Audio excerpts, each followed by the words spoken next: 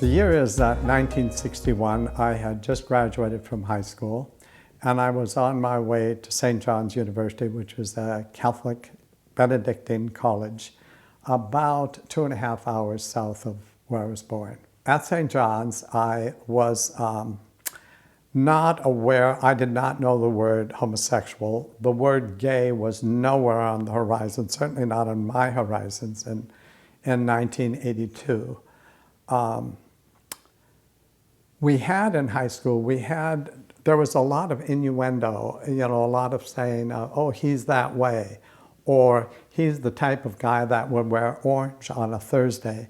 And I don't know where orange came from, because the color is pink, as everybody knows, or the color is lavender, as everyone knows. But the saying at my high school was, he's probably orange. And I could laugh along with anybody else, but I didn't know what I was laughing at. I had no idea. And so by the time I got to St. John's, I was kind of this innocent from Cloquet, Minnesota. I arrived at St. John's with no idea of homosexuality. The first time I heard the word was in an American Lit class. We were studying Whitman, Walt Whitman, and Song of Myself. And the prof gave us, and he was a Benedictine monk, gave us stories about homosexuality and talked about Walt Whitman and his life, etc. So as I read the assignments, I would put little notes in the margin of my textbook, HS, because at that point I couldn't bring myself to write the word homosexual. And at that point, I wasn't even sure, so I wrote the notes in pencil, sometimes with a question mark. But it was definitely homoerotic. I picked out all of the right passages.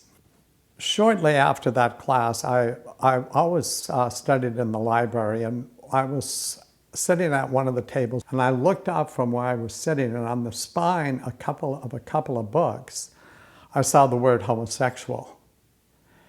And I did not want to be close to that word.